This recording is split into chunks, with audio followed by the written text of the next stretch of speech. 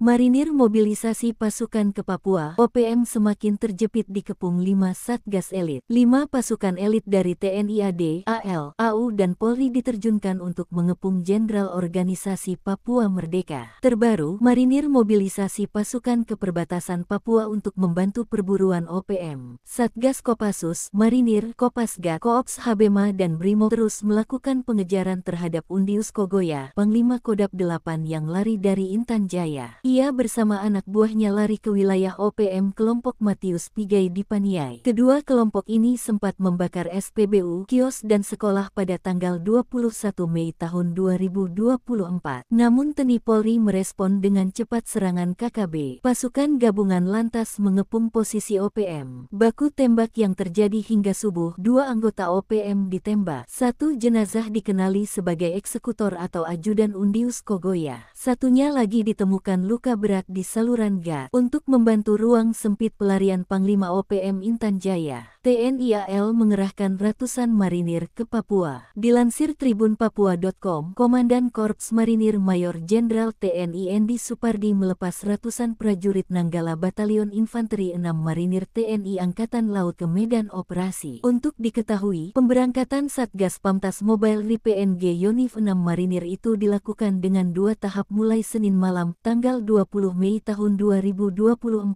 sampai dengan Selasa pagi